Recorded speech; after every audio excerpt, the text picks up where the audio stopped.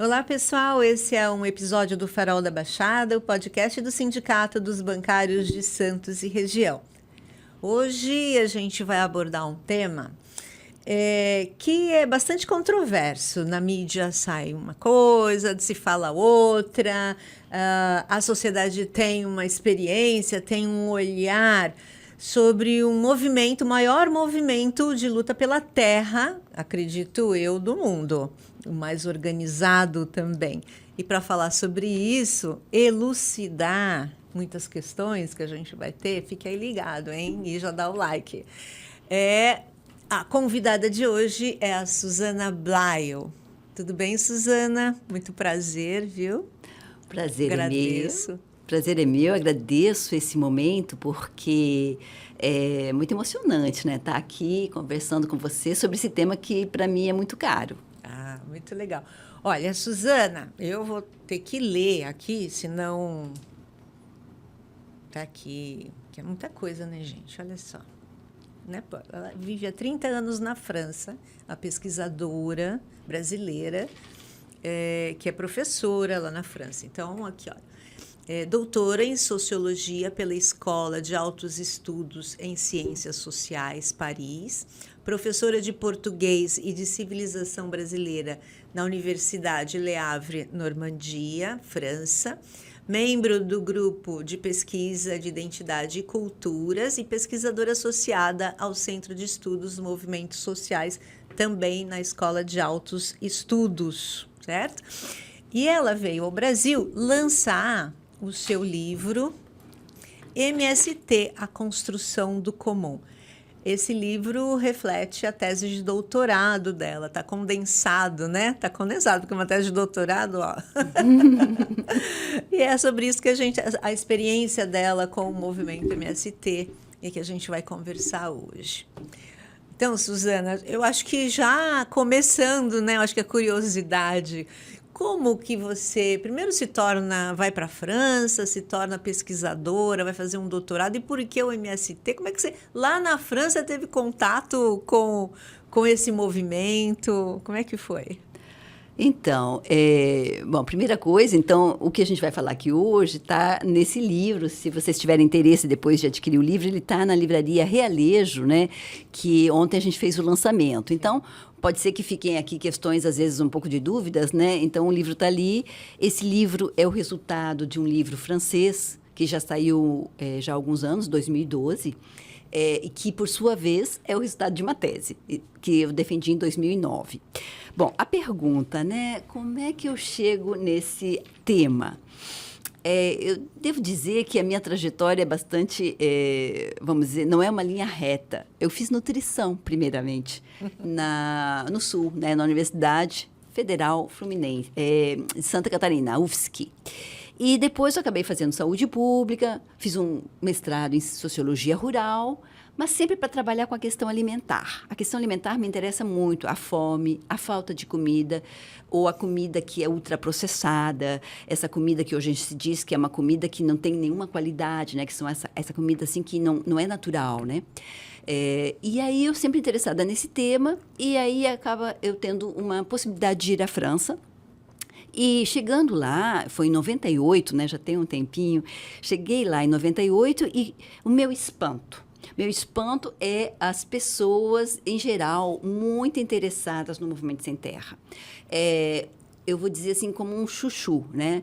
Para vocês terem uma ideia, existem 14 países na Europa, né, os Estados Unidos também, onde tem comitês de amigos do Movimento Sem Terra. São pessoas como uma associação, né, e que vão estar fazendo atividades para chamar atenção para esse problema brasileiro e, ao mesmo tempo, aprender com o Movimento Sem Terra. O Movimento Sem Terra, líderes vão muito à Europa e aos Estados Unidos para, vamos dizer, fazer cursos para os franceses.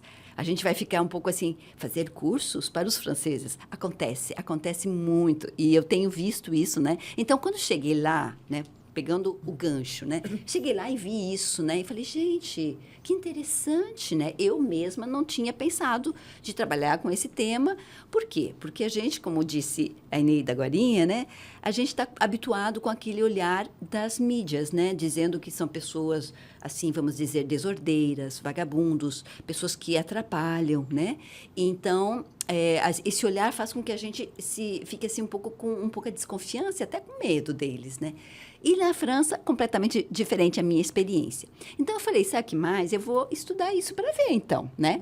E comecei, ao mesmo tempo que eu comecei a vir ao Brasil para fazer o meu trabalho de campo, é aqui no Brasil, né? Vim 4 anos seguidos, né? Vim em 2000, 2001, 2002 e 2003. 4 anos seguidos e sempre assim, no mesmo lugar, né? Eu estudei o que eu estou dizendo aqui hoje, eu não sei se a gente pode... vamos dizer assim, colocar como uma experiência generalizada, porque eu estudei um estudo de caso, né? É um assentamento do Paraná.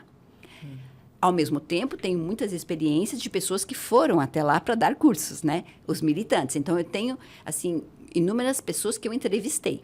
Mas o meu trabalho de campo é no Paraná, numa cidade que se chama Paranacity, com Y no final, perto de Maringá, perto de São Paulo também. E ali existe uma comunidade, né, um assentamento, que tem uma cooperativa e que tem um restaurante coletivo, que se chama O Refeitório. Por isso que eu caí nesse lugar. Tem tudo a ver com alimentação, né? Mas você imagina ou sabe por que na Europa, por que na França tem esse interesse por esse movimento? Olha, é uma questão... eles conhecem por também virem muito para cá, né? E eu, a partir do que eu fiz a pesquisa, comecei a entender. Na medida em que eu comecei a estudar, né? Por quê? Porque eu comecei a perceber que são pessoas, né? Os militantes, né? Pessoas que já estão anos militando, são pessoas que são muito... existe vamos dizer assim, uma série de valores, né? Que eles vão... praticar. São pessoas, em geral, muito coerentes e que vão praticar valores. Que valores são esses? Disciplina, solidariedade, a fraternidade, né? O coletivo, o nome do livro, Construção do Comum, né? Então, existem muitas propriedades que são coletivas, né? Ninguém tem o título individual, pertence à cooperativa. E esse movimento, ele nasce da Igreja Católica, né? Da teologia da libertação, que foi um movimento muito forte nos anos 60, 70, né? E que através dessa teologia da libertação, muitos camponeses, agricultores foram, vamos dizer assim, alfabetizados politicamente.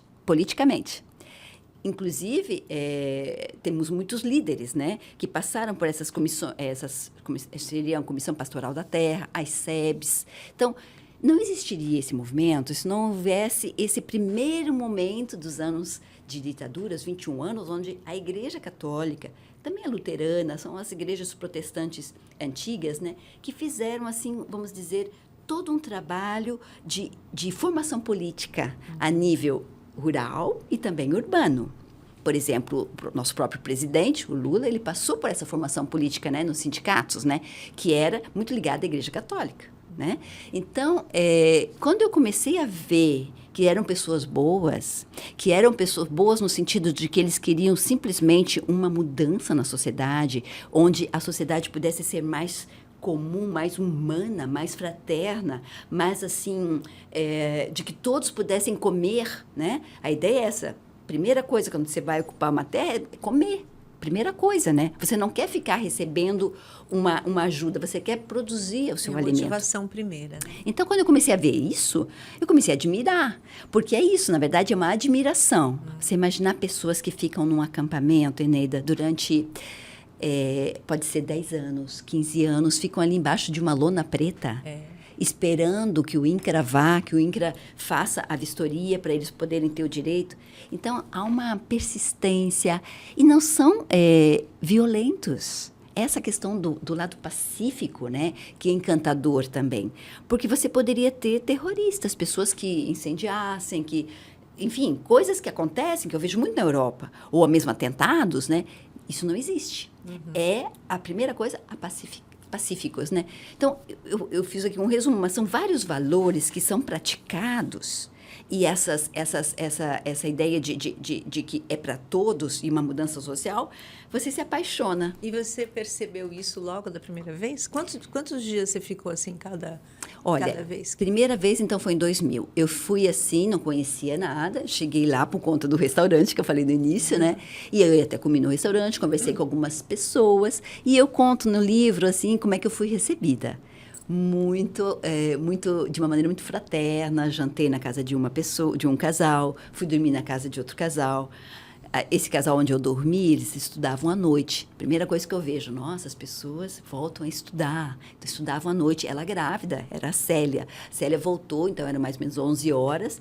Eu fui até a casa dela. No acampamento, não, né? Já era um assentamento. No assentamento? No assentamento. As casas, porque Mas ela estudava no não, na cidade. Paranacite fica a 1 quilômetro do assentamento de Santa Maria. Então, as pessoas tinham possibilidade de estudar na própria cidade, né? Passavam ônibus e eles iam todos juntos, né? Então, muitas pessoas voltaram a estudar nessa... que é uma prática, né?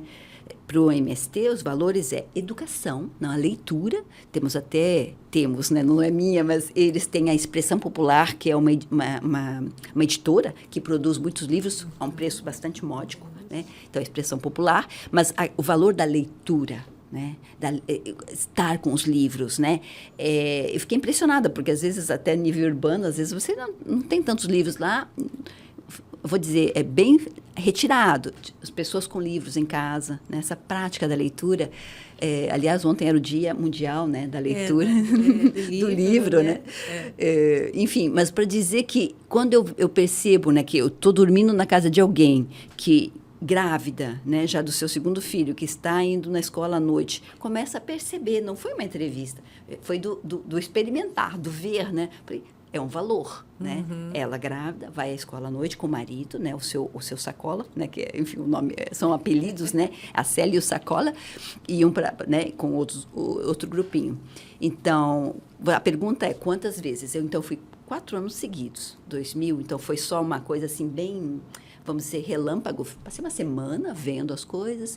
2001, voltei, mas ainda sem muito assim, fiz algumas entrevistas.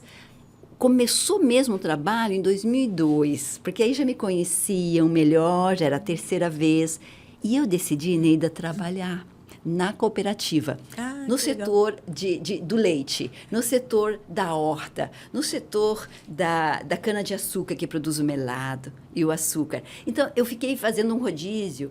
E aí, esses agricultores, esses militantes, começaram a perceber que eu não era só uma socióloga, que eu era também uma pessoa que estava comprometida com a luta deles. Sim. Porque eu não estava recebendo nada e estava trabalhando como voluntária, né? Então, foi a partir de 2002 que se abriu um leque, assim, né, de entrevistas, e elas foram, assim, entrevistas de história de vida. Eu perguntava, assim, como é que você chegou aqui, como é que foi a sua história, para entender como é que a pessoa entra no movimento, porque é entrar num mundo, porque você disse, é um tema controverso, e esse olhar, a gente tem todos, por conta da mídia, negativo. Então, como é que você vence esse negativo e decide ser um sem terra? E foi isso que eu fui estudar, né? Então, as pessoas, às vezes, não tinham outra possibilidade. Era isso, ou fazer, como é que chama? Mendigar nas cidades. Então, eles faziam as ocupações e aí compreendiam ali que aquilo ali era outra coisa, como eu mesma. Por isso que tinha que ter formação, né? Por isso que tem que ter formação, porque senão é um ajuntamento de pessoas, cada uma vem com uma história, por falta de alternativa, né? E aí também se sujeita, está na lona, esperando o assentamento... Como é que é? O assentamento. O assentamento o acampamento virar assentamento. Exato. Assentamento, por falta de alternativa. Mas aí cada um traz seus valores, sua história de vida, seu modo, seu temperamento, personalidade e fazer aquela confusão, né? Por isso que a formação... E aí, como é que se dá, assim, essa formação? Não deve ser todo dia? Tem momentos específicos? Olha, nesse livro tem um momento que eu digo aceitar participar das reuniões. Já a reunião já é uma formação. Eu participei, né, das reuniões, porque é assim, que reuniões são essas? A disposição, né, para vocês terem uma ideia geográfica, a disposição desse assentamento tem a agrovila, onde tem ruazinhas, né? Onde tem 4 ruazinhas, onde tem uma casinha do lado da outra. Em torno de 20 casas, assim, né? Então, são 4 ruazinhas e a mais ou menos a 500 metros longe é onde tem os diferentes setores de produção. Por que eu estou falando isso? Porque a reunião começa já nos núcleos, que são as ruas. Então, tem o núcleo de discussão. Então, a primeira, cada ruazinha tem um núcleo e tem um nome de uma pessoa que já é falecida. Então, por exemplo, Ademir, né, que foi uma pessoa que eu conheci, que faleceu, ele caiu do telhado, reparando o telhado do refeitório. Então, o núcleo, da onde ele morava, ficou o nome dele, né? E aí, o que se discute ali? Discute-se coisas inúmeras. Por exemplo, até o primeiro trabalho que eu fiz foi discutido ali. Viram, eu falei, a primeira vez que eu fui, eu fiz um pequeno resumo do que eu tinha visto e eu entreguei para eles. Isso em 2000, né? 2001 mostrei. Então, foi discutido no núcleo. Mas, por exemplo, tem uma inimizade, uma coisa que eu não gostei. Então, discutem ali. E dali, né? Ou, por exemplo, uma pessoa quer fazer a carteira de motorista e quer pedir para a cooperativa para ajudar com o financiamento. Um dom, né? Tipo, ela paga metade, a cooperativa paga metade. Uhum. Então, isso ali se discute no núcleo. Dali vai para o Conselho Deliberativo, que é composto pelo presidente da cooperativa, vice-presidente, o secretário, o setor de... como é que chama? O Conselho Fiscal, e também temos os responsáveis por cada setor de produção. Ou seja, são 6, 7 pessoas, que é o Conselho Deliberativo. Ali se discute também. Dali vai para a Assembleia Geral, onde todos votam.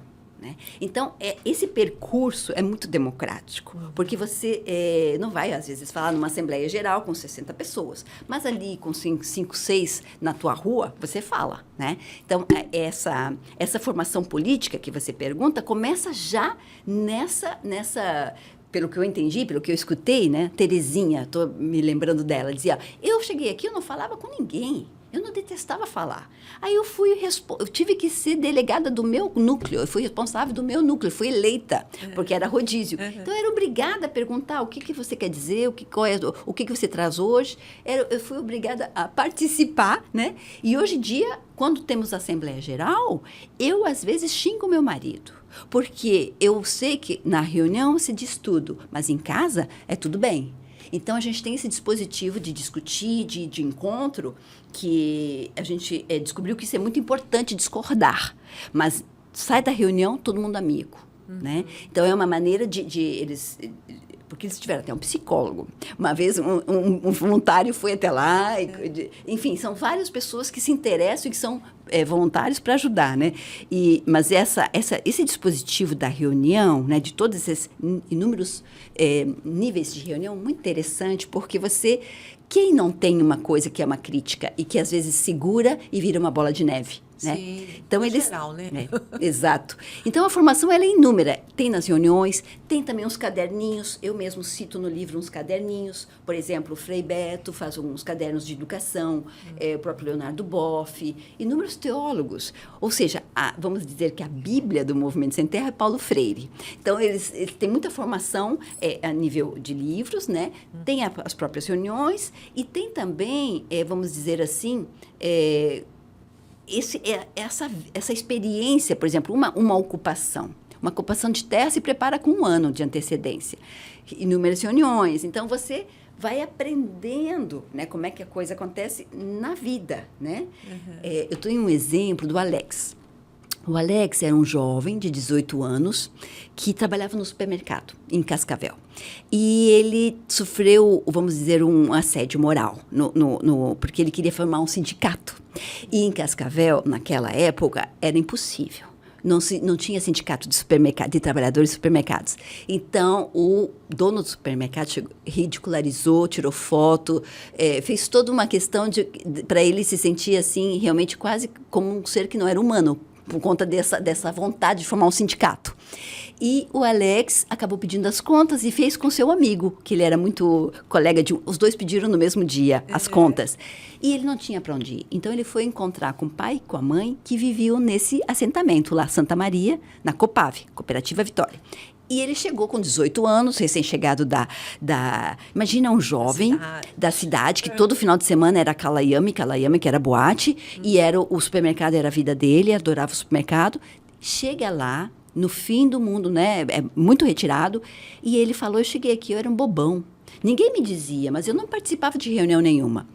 No momento que eu estou fazendo a entrevista, ele já é secretário da cooperativa. Ele disse, mas as pessoas não me forçaram a nada. Eu ia nas reuniões, eu escutava todo mundo falando, a tesoureira, fazendo o relatório das compras, das vendas, dos gastos, dos salários, né? Porque nessa cooperativa todo mundo ganha um salário igual. Por conta do refeitório, as mulheres trabalham como os homens, não tem distinção de sexo, né? Mulheres e homens o mesmo salário por hora produzida, né?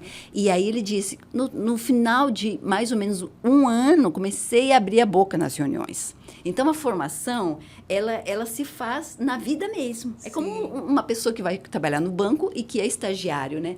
Ele está observando, né, o seu... o trabalho, né? O trabalho de uma outra pessoa que já está ali há anos e vai aprendendo. É mesmo um pouco nesse sentido. Agora, muito baseada nos valores. Os valores por exemplo, disciplina. Você não vai encontrar um tráfico dentro de um assentamento, tráfico de drogas. Você não vai encontrar... até tem, às vezes, pessoas que bebem, claro, mas de uma maneira muito... existe essa questão de não passar para o coletivo, de não influenciar as crianças. É toda uma política, né, de valores. E, então, quer dizer, para aceitar, por exemplo, a família, quando, por exemplo, esse jovem, a política, né, como os pais estavam ali, aceitaram ele, né, mas fizeram toda uma entrevista para ver se ele tinha condições, etc., mas veio o irmão dele depois. Ou seja, a formação, eu vou te dizer que sem formação política não existiria. Eu falei que não existiria sem a Igreja Católica, e eu vou te dizer também, a segunda vez, não existiria movimento sem formação política.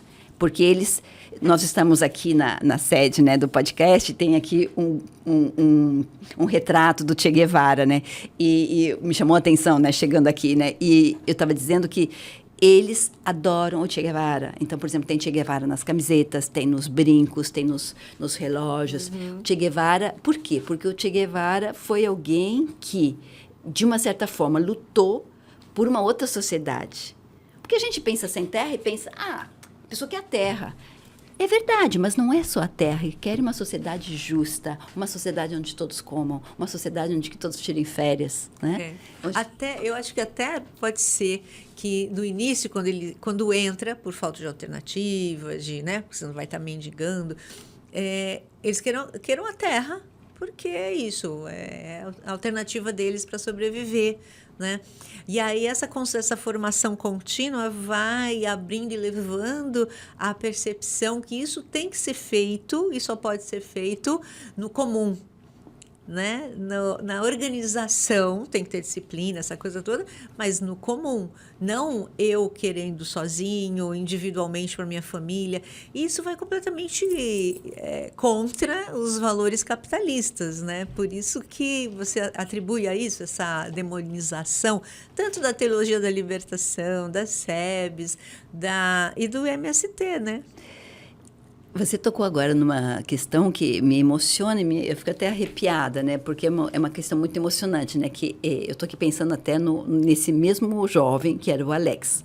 Para vocês terem uma ideia, hoje em dia ele tem doutorado. Ele galgou inúmeros níveis, estudou, não está mais nesse assentamento. Hoje em dia ele é professor universitário. Mas ele era uma pessoa, eu lembro dele dizendo aqui, o que a gente está fazendo aqui? A gente está desafiando o capitalismo, porque a gente está mostrando que uma propriedade coletiva pode sobreviver. E através da nossa ação.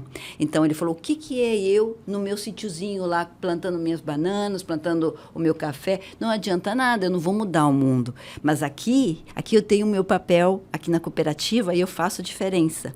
Você vê, ele me falava, Suzana, você vem da França, até você que vem da França vem aqui fazer a pesquisa com a gente. Ele brincava assim, né? E aí ele até disse, e está escrito aqui no livro, essa cooperativa ganhou um prêmio. Você sabia que ela ganhou um prêmio? Lá da Espanha, na Catalunha, deram um prêmio para o nosso secador de bananas.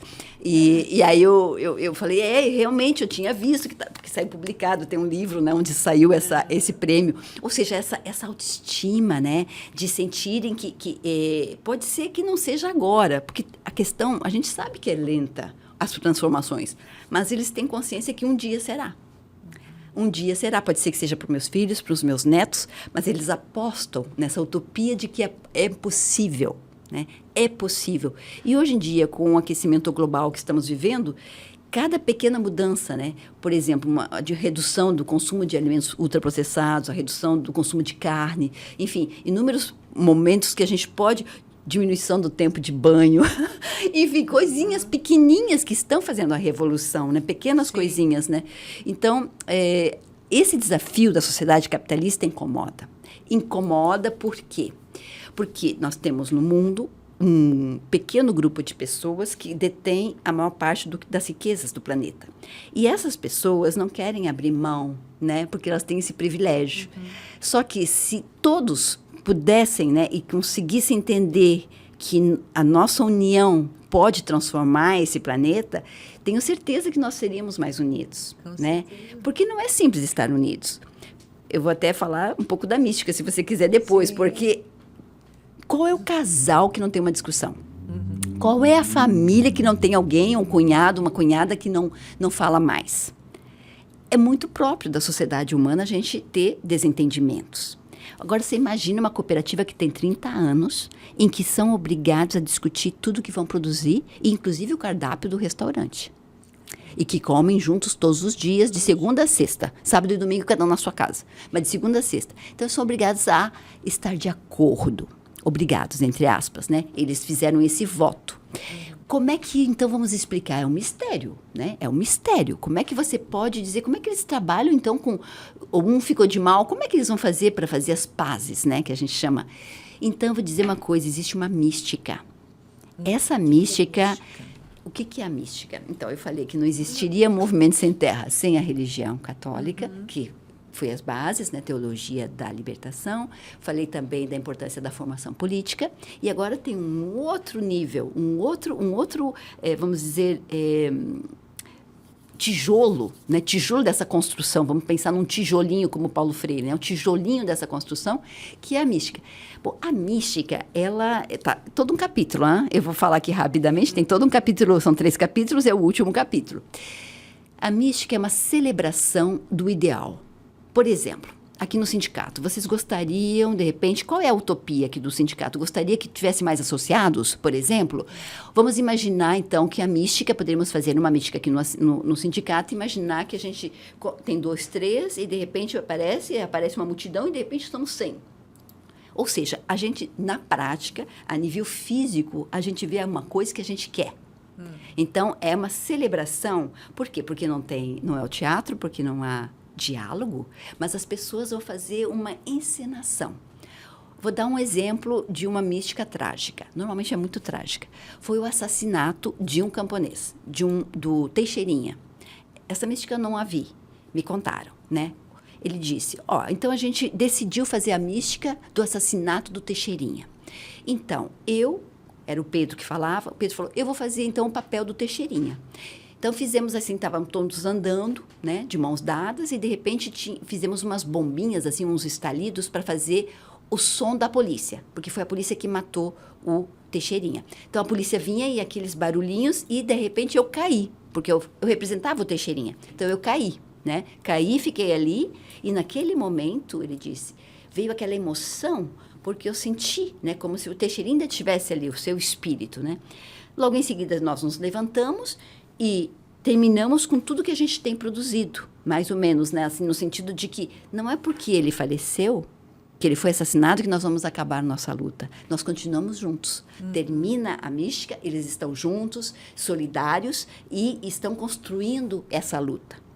Ou seja, é uma maneira de transformar o ódio, a vingança, tudo que a gente tem na sociedade capitalista, né? Sim. Em uma maneira de valorizar a união, dizendo, bom, isso existiu, mas não é porque nós vamos fazer a mesma coisa. Nós não vamos fazer a mesma coisa, nós somos políticos. A gente vai usar a política e não a briga física, né? Então, o que a gente vê nessa mística? A gente vê emoção. Uma boa mística tem emoção. A pessoa vai chorar. Vai ter as pessoas, né? Quem assiste, né? Porque existe um grupinho que faz e tem todo as pessoas que vão como no teatro. E essas pessoas, normalmente, é emocionante. É muito... Eu realmente, eu vou dizer, modéstia, assim, do que eu vi, muitas vezes é muito emocionante, porque sempre tem uma música, e aí tem, por exemplo, os produtos da reforma agrária, o açúcar, o pão, o leite, né? E as crianças, e sempre é uma beleza, a beleza é uma estética da beleza, né?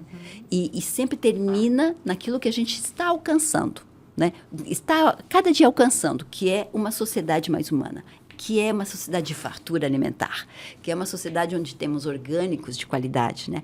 Ou seja, é viver o futuro que a gente quer no momento presente. Porque daí você acredita... Por que a gente vai acreditar que um dia vai ter muitos sócios do sindicato? Se a gente já não vê ele, tem que imaginar. Não, vamos imaginar que vai ter, né? E aí você começa a imaginar, você começa a ter fé e apostar naquilo. É uma né? representação da realidade, né?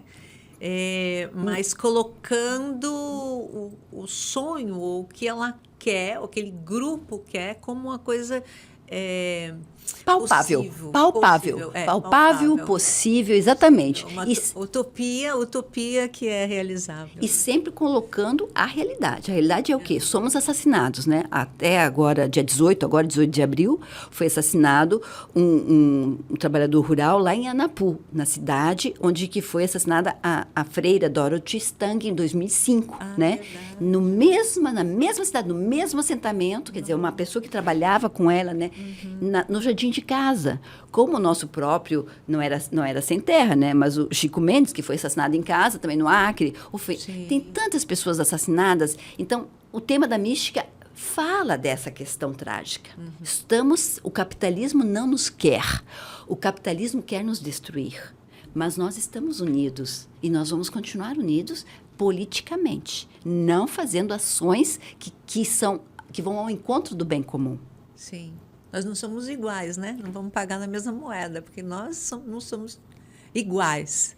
Querida, eu queria te agradecer de falar isso, porque é exatamente a questão da cultura, né? Eu, nesse livro, não tratei só na tese, que é a cultura política. Qual é a cultura política do Sem Terra? Não é ficar rico, não é ter inúmeras terras, não é produzir soja, é completamente o outro lado do agrobusiness, né? O agrobusiness é importante, ele traz, né, a balança do dólar, enfim, temos umas riquezas, claro que sim, mas não é só isso que vale no Brasil. A agricultura é o que nos faz comer, né? Sim. A população, são os camponeses que produzem arroz e feijão, né? A base do que a gente come. Né? Que a gente é alimentado pela agricultura familiar, né? Exato, e pelo Sem Terra, né? O maior produtor de arroz do Rio Grande do Sul é um assentamento. Um assentamento, né? E quanto à utilização de agrotóxico? Porque eu lembro que nós nos unimos ao pessoal, né, do MST, aqui de cima, eu não lembro o nome, numa manifestação contra o consumo de veneno. Então, cada brasileiro, eu lembro disso, cada brasileiro era o que mais consumia de agrotóxico, eram 6 quilos ou 8 quilos de veneno por ano, né? E aí fomos ali na frente da Vale, de madrugada. Nossa, que lindo! Foi. Aí todo mundo, nossa, era tudo... todo mundo caracterizado, né, com aqueles chapéus, e fomos lá para frente da Vale para fechar e tal. Bastante simbólico, né, na verdade. E aí era essa questão da utilização do veneno na agricultura. É interessante porque eu gosto muito de falar sobre os casos que eu vi, né? E não, assim, só estatísticas, né? Então, eu vou dar um exemplo da Daniela, né? Ela está citada nesse livro. Foi em 2002, né? Era a penúltima vez que eu ia fazer o trabalho de campo e eu chego com um boné, pasmem, Roundup. Porque eu peguei da minha família, que é da Monsanto. A Roundup é um grande veneno que vem da Monsanto. E eu cheguei para fazer a entrevista, para ficar ali morando com eles um mês com um boné. E eu não me dei conta, não foi de propósito, foi uma coisa assim que eu peguei o primeiro, eu sou às vezes meio desligada, porque o primeiro boné que eu vi, nem estava dando conta que era Roundup. E ela, logo que eu cheguei, ela falou, Suzana, o que você está fazendo com esse boné? Eu falei, estou me protegendo do sol, você está vendo, não sei o quê, mas por que esse? né? E aí eu me dei conta, uma criança de 15 anos, 15 anos me colocou contra a parede. Aí eu tirei o boné, obviamente, e percebi o valor, né? O valor para ela e como desde, vamos dizer, na mamadeira já aprende que Monsanto não é uma grande, vamos dizer assim, empresa que se preocupa com alimento saudável, vamos falar assim. E ela, a partir dali e hoje em dia ela já enfim, ela já fez inúmeros cursos técnicos, enfim, sempre nessa área da agroecologia, né? Ela é uma amante disso, mas ela é um exemplo, mas que vem dessa cooperativa.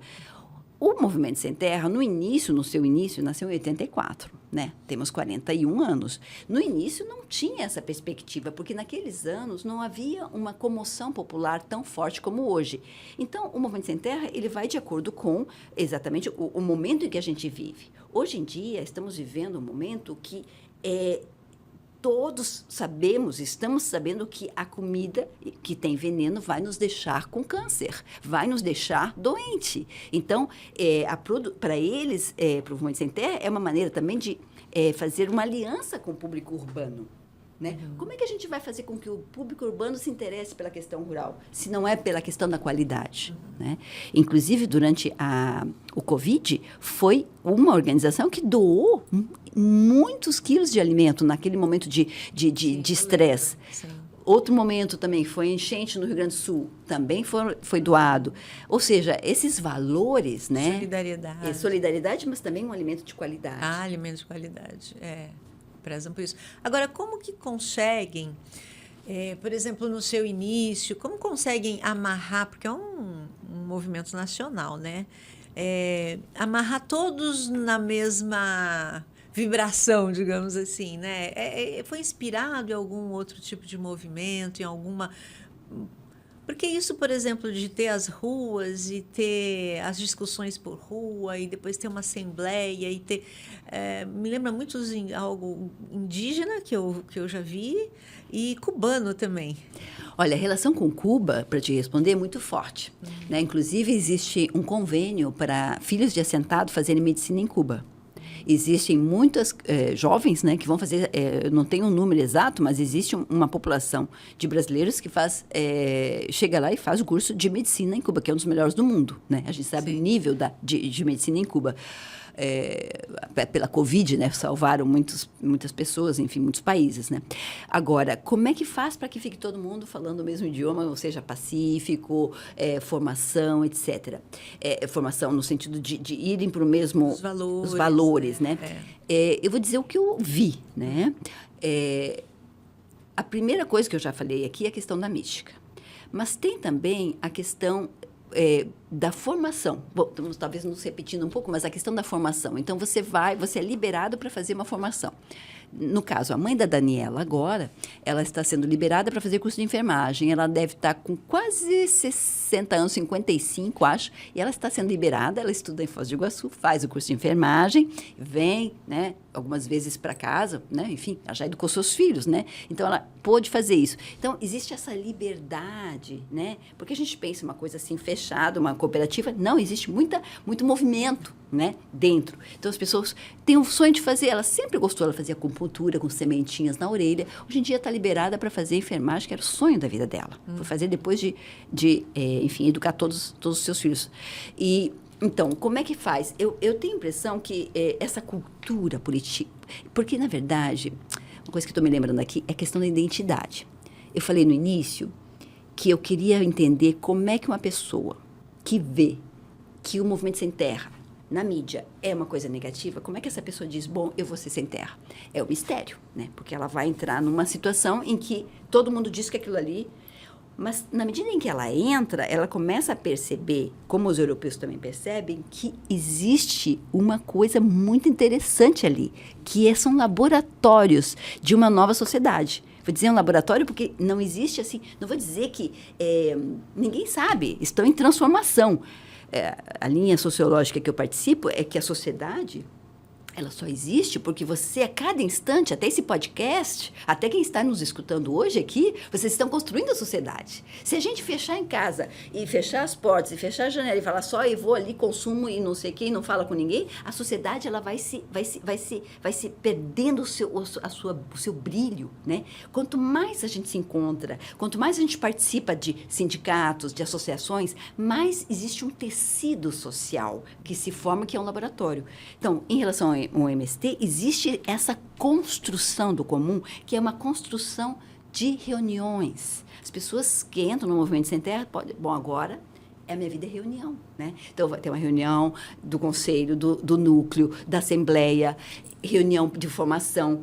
Ou seja, isso tudo faz com que a pessoa vá compreendendo e sentindo a importância de sair da sua zona de conforto, né? Do meu bem bom, né? Eu estou aqui tranquila. Não, então, é isso que faz com que a coisa, vamos dizer assim, que a maionese, quando a gente faz uma maionese, que ela pegue, né? Que é são inúmeras coisas. A gente falou da formação política, falamos da mística, falamos da Igreja Católica no início, né? E existem os amigos do Movimento Sem Terra. Como eu disse, 14 países. Então, por exemplo, agora mesmo em novembro, houve toda uma comemoração em Paris sobre os 40 anos do movimento. E o que aconteceu? Foi toda uma delegação daqui, né, do Brasil, para fazer, né, parte dessa festa. Então, uma festa lá na França, toda uma semana, e houve formação. Essas pessoas que saíram daqui foram formar uns jovens católicos, né? Porque dentro é uma associação de jovens católicos. Então, foram lá, fizeram palestras, foram também na CGT, enfim, foram em inúmeros lugares para fazer palestras. Ou seja, quando você sai daqui para fazer uma palestra a nível internacional, há uma autoestima, né? Então, você vai vendo, assim, que existe também as escolas, né? Existem 2 grandes escolas, né? A maior escola do movimento de líderes, né? É a Escola Nacional Florestan Fernandes, né? Que foi inaugurada em 2005, né? Já tem um certo tempo, e essa escola, ela é fantástica, né? Por quê? Porque existem professores que são os amigos, né? Professores universitários, por exemplo, podem ir lá dão um curso sem cobrar, né? Fazem isso de uma maneira voluntária, né? Então, essa é como se fosse assim... Sabe quando você torce para que dê certo? Muita gente torce para que dê certo. Então, vão trabalhar de uma maneira voluntária. Os próprios europeus, né? Essa associação que eu faço parte, os amigos lá. Não há remuneração. A gente se encontra à noite, se encontra no final de semana. Agora mesmo, nesse final de semana agora, existe todo um final de semana lá na Bretanha, onde vai estar todo mundo discutindo, conversando. Por quê? Porque tem um senhor que tem uma loja que vende produtos brasileiros da América Latina, né? Se chama... esqueci o nome da lojinha, mas é Terra Libre. Terra Libre é o nome da loja. Enfim, mas para dizer que existe... É toda uma... É como se você entrasse, de repente, num mundo diferente, né? Um mundo em que as pessoas podem começar a sonhar mais. Dar essa vontade. Pois é, eu acho que, e você falando da pessoa que está enclausurada, assim, em que não se relaciona, que a sociedade fica mais pobre, né? Seria isso. Eu estou aqui imaginando, as pessoas se sentem protagonistas da sua vida. Né? Saindo de uma condição em que não tem alternativa ou tem que aceitar aquilo que dão para ela e ela não consegue fazer mais nada, né? Não sai daquela condição e passam a ter valor, né? A autoestima que você estava falando, ser protagonista, ela pode participar da reunião sem falar nada, mas com o tempo ela vai começar a falar, porque ela tem opinião sobre as coisas. Ela também quer influenciar o mundo que ela está vivendo, né? Aquele espaço que ela está vivendo. Então, acho que dar o protagonismo, a pessoa se sentir que ela tem que fazer pela vida dela, e aí sempre com essa ideia do comum, né? Eu acho que isso que é digamos, em todos esses lugares é assim, é o que dá vida, né? O que você está dizendo, Eneida, é muito importante, porque é exatamente isso, é o que dá o sentido de estar vivo. Porque se a gente vive muito para si mesmo, né, no seu apartamento, principalmente quando a gente está aposenta, digamos, né, o que acontece? Você, às vezes, perde o sentido. Por que eu estou viva? Né? Eu vejo, tenho meu cachorrinho, minha cachorrinha, meu gato, os meus netos, mas eu mesma, como pessoa, como ser humano, o que eu estou fazendo pela sociedade? Né? Então, você acaba ficando assim, um pouco assim, parece que a sociedade não precisa mais de você, né? E isso dá uma certa dor, dá uma certa depressão, né? E as pessoas até pegam uma doença sem saber, mas é uma doença psicossomática que faz com que ela perca o interesse da vida, porque ela não tem muita função, né? Na medida que você se interessa por uma questão do comum, que pode ser até um clube da esquina que faça dominó, mas que você começa a sair de casa para participar, pensando bem, olha só, tem umas crianças ali, tem um orfanato, vou começar a fazer um crochê, vou vender, etc. Você começa a sair da sua problemática pessoal e aí a depressão, vou dizer em termos gerais, mas é muito comum que ela desapareça, porque você começa a dar sentido, né? Você começa a entender que você tem importância, mas que o mundo pode viver sem você e que você tem um papel no mundo. Você é protagonista. Sim. O fato de você protagonizar, de você ter, vamos dizer assim, uma ação que mude, né? Por exemplo, vai ajudar uma pessoa que vai se candidatar, que vai representar todas as mulheres negras de Santo. Ou seja, ou as crianças que estão na rua. Enfim, você começa a ver que a tua ação muda o mundo. Isso não tem preço. Não tem preço. Não tem preço. Aí você falando disso, de mulheres, né? Queria saber, tem alguma participação especial das mulheres, a força das mulheres, alguma... Porque você cita, né, algumas mulheres, fala também do seu Chico, né? Chicão. Chicão. Chicão. Aí, que histórias tem com isso? Então, nesse livro eu estou falando... basicamente 3 mulheres, a Solange, a Terezinha, que eu já citei hoje aqui, que não suportava os movimentos sem terra, que achava que eles eram todos sem calça, sem chinelo, porque eles estavam de pé descalços, enfim, ela cita isso, e que depois se tornou uma sem terra de carteirinha, né? E também a Célia. São as 3 que... E a Daniela, obviamente, que era uma adolescente, essa do Hand-Up, né? Que fez a crítica do boné. O que eu percebi, Elida, é que as mulheres, elas...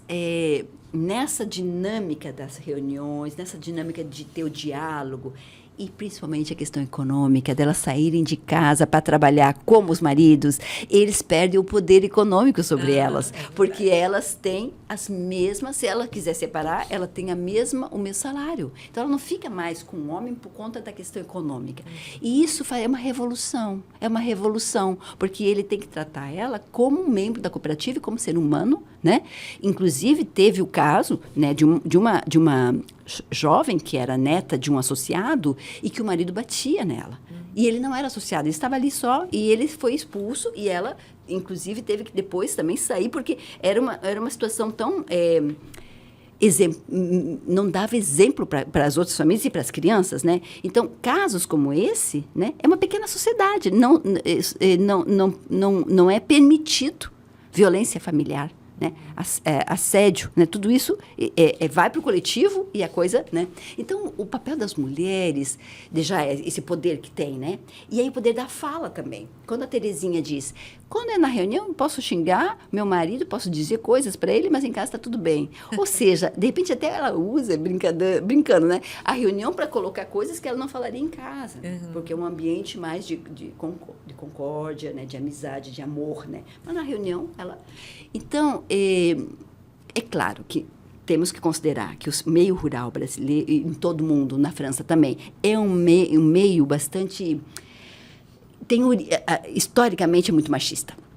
Muito mais que nas cidades, né? A gente tem isso, né?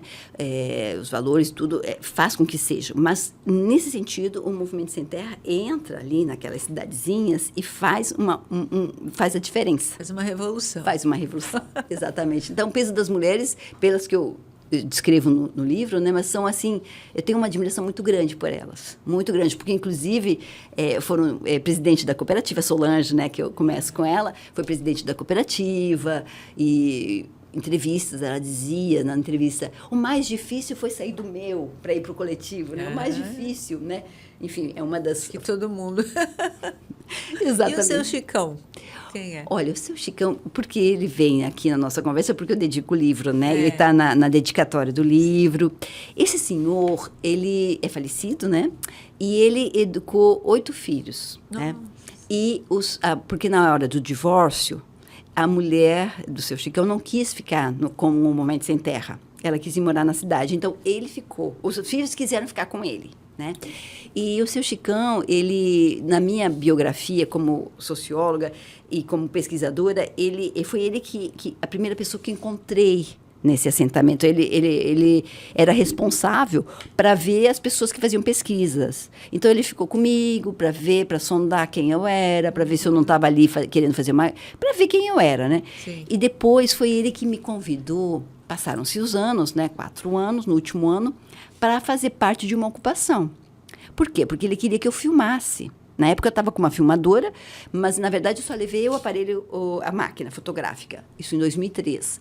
E aí participar desse momento com ele, com todas as famílias, foram 200 famílias mais ou menos, né? Aquele momento, a viagem até chegar no lugar, escutar os barulhos dos tiros, né? E ver as pessoas correndo para ocupar, né? Eu mesma não consegui entrar na propriedade, porque eu não tenho a formação política que eles têm, né? Uhum. Então, eu esperei os minutos, passou esse alvoroço, e daí eu entrei pela porteira de carro. Atenção, né? Olha, eu pensei nas minhas filhas, eu falei, eu estou fazendo um estudo, mas eu não tenho condições de morrer agora, né? Então, eu deu aquele lampejo de, como é que a gente fala assim, de consciência, né? E eu não fui correndo com eles. Apesar de eu querer estudar aquilo, né? Mas eu tirei a foto, né? De participar, né? Mas aí foi fundamental, por isso que eu tenho uma gratidão com esse senhor. Porque se eu não tivesse feito essa ocupação, de uma certa forma fiz, né? Porque fui até ali e depois entrei pela porteira, eu não teria entendido uma das coisas mais importantes, que é a questão da solidariedade. Porque quem vai na frente da ocupação se chamam os anjinhos. Anjinhos porque eles são os que vão, eventualmente, morrer. Porque estão fácil aos tiros, né? Então, mas eles dizem uma maneira, assim, anjinhos, até para já se consolar, talvez, né? Mas, enfim, o seu Chicão, por exemplo, ia na frente, com outros também, todos com terra. Mas você vai dizer, mas por que eles vão na frente se eles são sem terra, se eles estão com a terra? Porque eles vão dar o exemplo para quem acabou de chegar e que quer terra. Como é que alguém lá, o fulano de tal, que nunca fez nenhum trabalho de formação, vai fazer uma ocupação? Não tem condições, né? Ele não vai na frente, ele vai ficar na retaguarda. Sim. Então, é como numa guerra. Quem vai na trincheira, quem vai na frente, é quem está mais comprometido. Faz sentido, não faz? Emocionante. Nossa, são os que têm a terra, os que têm a terra, né? E o altruísmo muito grande, né? Porque eles fazem, eles dizem, porque já deram a vida por nós, vamos dar a vida por eles. É uma questão de gratidão. Eu fico arrepiada também, porque é a questão da gratidão. E sem por isso, quando a gente fala sem terra, na verdade é uma identidade. São pessoas que já tiveram a terra, mas que estão lutando por uma sociedade onde todos tenham terra, né? Então, essa questão de ser sem terra é uma identidade. Vamos dizer, eu sou sem terra, apesar de... Porque eu participei de uma ocupação, porque eu participo da luta, porque eu sou solidária, né? Nossa, muito lindo. Você falando de ocupação, me veio a lembrança, num quadro... do Sebastião Salgado, no momento de uma ocupação. Todos em cima, assim, esperando. Todos, a foice e a porteira se abriu. E eu acho que ele tirou várias fotos, né? Ele fez uma exposição. Ele participou de ocupações para poder... É. Você me perguntou no início dessa entrevista, e eu vou voltar ali. Você me perguntou por que os europeus gostam tanto do movimento sem terra. E agora eu vou dar esse gancho. Eu te agradeço demais por você falar do Sebastião Salgado. Porque se você ainda não leu o livro Terra, você está esgotado, mas você pode encontrar na internet. São fotos em preto e branco magníficas de ocupações, mas também de acampamentos, de assentamentos, de camponeses com os seus filhos, e atrás tem Jesus Cristo e eles estão com o filho no colo. São, olha, fotos magníficas. E ele fez o quê? A partir de 97, ele doou todo um kit de fotos enormes, assim, né? Quase 1 metro, assim. E ele doou para esses países que eu falei no início, esses 14 países. Doou para quê? Para fazer exposições, e a partir das exposições você podia receber dinheiro e aí enviar para alguns acampamentos, né? Essa solidariedade. Então, o olhar do europeu, ele é formado pelas fotos do Sebastião Salgado. Eu digo isso porque eu estava numa entrevista com um jovem que trabalhava num sindicato que chama Confederação Paysanne, que é a Confederação dos Camponeses. É um sindicato mais de esquerda, mais pequenininho, né? Ele foi no quarto e pegou a foto. Pegou a foto do Sebastião Salgado e trouxe, que tinha no quarto, em cima da cama. Eles amam aquelas fotos. Aquelas fotos foi assim como, vamos dizer, um catecismo, uma coisa assim que formou toda uma geração, né? Porque nas fotos as pessoas não estão ajoelhadas pedindo esmola. As pessoas estão de pé, entrando numa terra, estão de pé, segurando seus filhos. É uma posição muito digna. Né? Ativa, né? Ativa. Por isso que eu convido, né, o nosso ouvinte, né, de ver esse livro, essas fotos do Sebastião, porque a gente, quando vê essas fotos, é como se estivesse fazendo um trabalho de pesquisa. Você está ali dentro, né, de um assentamento. Né? Você está dentro de uma casa. Né? Tem lá o fogão de lenha. Como antigamente, né? Porque foram fotos dos anos 90, né? Então, tem fogão de lenha. Ainda tem fogão de lenha, sim, né? Lá no sul, enfim, aqui também. Mas são fotos, assim, muito de uma simplicidade, de uma beleza impressionante. Nossa, que lindo. E eu penso que, assim, o fato da gente o Brasil não ter feito uma reforma agrária, né? Foi um país que não fez, né? E na Europa fizeram, né? Com certeza... Daqui o movimento, o assentamento não tem a propriedade, não tem nome, né? Então, é diferente de uma agricultura familiar, né? Mas essa luta pela terra, quer dizer, o fato de não ter tido a reforma agrária aqui, eu acho que incentivou, digamos assim, da criação desse movimento, né? Da luta pela terra, né? Tudo começou durante a ditadura, né? Porque, até anterior à ditadura, tudo começou com a nossa colonização, com os portugueses que chegaram e deram as sesmarias, que eram propriedades gigantescas para os amigos do rei, que eram brancos, católicos e homens, né? Então, começou ali, na colonização. Essa conformação da terra de grande propriedade vem da nossa colonização e nunca mudou. Você tem toda a razão. Esse processo de reforma agrária, ele está se dando há 40 anos de uma maneira muito homeopática, mas está se dando. Tanto que existem assentamentos no Brasil inteiro, né?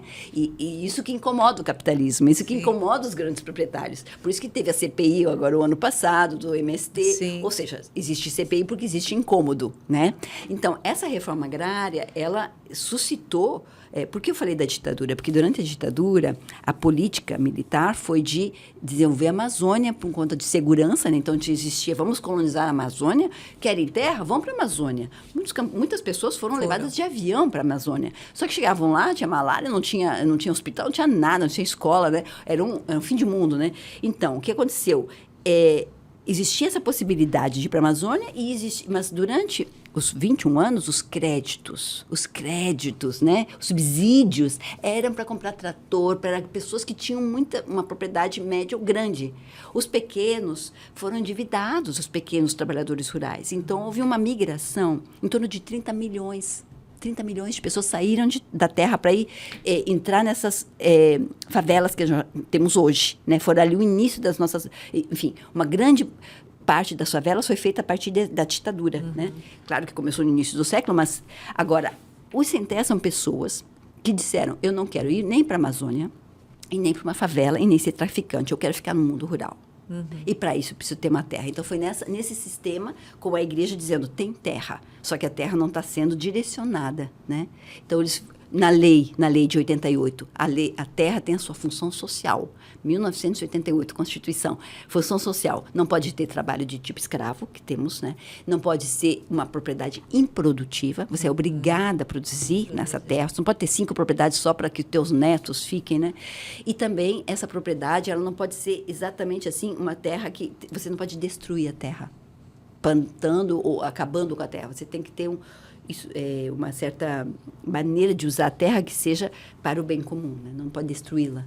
Então, essas três linhas, né, fazem com que o movimento esteja querendo que a lei seja utilizada. Se a terra é improdutiva, é aí que se faz a ocupação. Ninguém vai fazer uma ocupação numa terra que está a todo vapor. Não vai. É importante falar, né? Porque não é explicado isso, né? Quando querem criminalizar, né? o movimento. Isso. Que a terra é improdutiva, ou seja, você vai dar uma função social à terra a quem não tem terra, que quer, né, dar essa função social à terra. Existem casos também que ela é produtiva, mas ela pertence ao Estado. Foi o caso dessa terra lá em Santa Maria, né, do assentamento da Copave. A terra, nesse caso que eu estudei, ela estava sendo alugada para um produtor de cana, um senhor, né, que produzia cana ali, né, era 200 hectares, mais ou menos, ele produzia cana. As famílias chegaram e falaram, a terra é do Estado, o que é mais justo? Que fiquem 60 famílias, ou 20 famílias, ou 60 pessoas, 20 famílias, né? São 20 famílias. Ou uma pessoa. Nesse caso, então, eles conseguiram, qual era o critério? Por que tinha que ser esse senhor e não o sem terra? Então, você entende que existe, e como, nesse caso, existem muitíssimas terras que pertencem ao Estado e que é alugada. Você não sabe, né? Por que ela é alugada? O cara, né, tá alugando, ou outras improdutivas, né? Ou que estão endividadas, né? Enormes fazendas que não pagam, que não pagam. Que estão completamente com os títulos completamente, né? Sim. Existe muito isso também. Agora, é importante, né? Quer dizer, o movimento sobreviveu a muitos governos, né?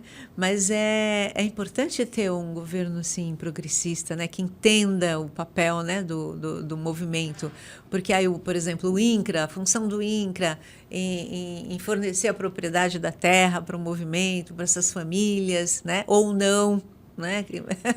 O INCRA é fundamental, isso. Ainda mais até por quem está por trás, o governo e quem são os funcionários, né? Atualmente são concursados, né? Então é o INCRA que vai dizer se aquela terra é ou não para a reforma agrária, né? É ele que vai dar o certificado. Pois né? Aí pode, né? Tem a política, né? De desenvolvimento desse departamento. Exato.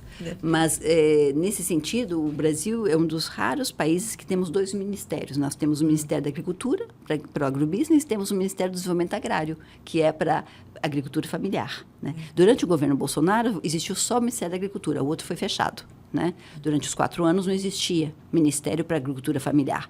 Com o governo Lula voltou a ter esse ministério, né? Paulo Teixeira, e aí existe a política para os dois. Né? Como deve existir, né? Uma política para a produção rural de pequena escala e para o agrobusiness. Suzana, muito legal. Me diga uma coisa, assim, com toda essa vivência que você teve, você pode dizer que essas pessoas que você viu lá, que você experimentou, né, conviveu, elas são felizes?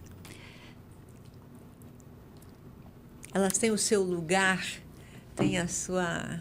Eu estive agora, recentemente, em 2024, né? Eu fui fazer a entrega desse livro para essas pessoas, né? Então, eu levei para essas pessoas que, enfim, de todas que a gente falou aqui nesse tempo, né? A Solange, o seu Chicão já não está, mas estava o seu filho, a sua filha, inúmeras pessoas que estavam ali. Então, o livro estava lá, né? Eu doei inúmeros exemplares, 200 exemplares para o assentamento, para eles poderem dar para os parentes e lerem. Então, o que eu percebi, chegando ali, foi no dia 14 de dezembro, que fizemos o lançamento na cooperativa, na Copave. Foi muito emocionante, porque eles fizeram uma mística usando o livro. Pegaram o livro e leram pedacinhos no final, onde fala da mística. Eu fiquei muito emocionada, porque passaram-se 20 anos e eles achando que esse livro traduz a vida deles. E a questão de feliz ou não, todos estão comendo, o refeitório ainda está lá, as crianças fazem faculdade, as crianças que eram crianças, que agora são jovens, né? A filha da Solange, né?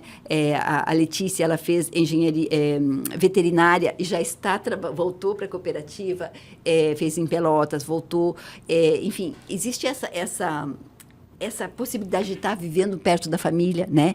E essa qualidade de vida. Isso, né? A dignidade, né? A dignidade. E eles têm, enfim, estão produzindo. Agora a ideia, talvez, pelo que eu entendi em dezembro, é fazer um queijo. Tem uma francesa que mora no Brasil, no Sul, e ela está querendo passar uma tecnologia de um queijo muito especial para eles fazerem lá. Legal. Delícia. Me diga uma coisa, a gente está chegando ao fim, né? Tem mais alguma coisa, algum elemento que você quer colocar, que acha importante? Ou fazer um fechamento? Eu queria dizer para o nosso ouvinte que uma coisa que é muito importante, eu acho, assim, é de a gente, quando escuta uma notícia na televisão ou quando vê uma informação no Facebook ou no Instagram, sempre estar atento para ver de onde provém essa notícia ou essa informação. Porque nós estamos num momento de muita fake news, de muita mentira, né? E de interesses opostos, como você dizia, né, querida? O capitalismo não tem interesse. Então, existe sempre uma maneira de diabolizar esse movimento, né? Então, talvez poder se abrir um pouco para ver outras informações, que é o objetivo um pouco desse podcast, né? Mas estar mesmo assim, continuando sempre aberto e sempre duvidando das próprias ideias, né? Eu tenho essa coisa de duvidar das minhas certezas, né? Tenho uma certeza, mas será que é isso mesmo? Então, vou ver, vou observar, né? De uma maneira meio científica, e não só porque alguém disse, né? Era isso que eu queria. Muito obrigada. Obrigada, Suzana. A todos. Obrigada aqui pela jornalista querida. Muito obrigada. E ao sindicato. Gente, olha, quem gostou, ou quem como vai fazer como a Suzana falou, fique aberto, né? Vai conhecer mais para tirar suas conclusões. Está aqui. MST, A Construção do Comum, Suzana Blyle. Tem na livraria Realejo, aqui de Santos, tá certo? E na internet também, né? Com certeza. Sim, e até em e-book. Ó, tá vendo? Tá certo? Então, olha, deem um like, compartilhem, se inscrevam no canal, porque tem mais programa legal vindo aí, próxima quinta. Obrigada, Tchau, querida. gente. Obrigada, hein? Obrigada. Obrigada, Suzana. Obrigada.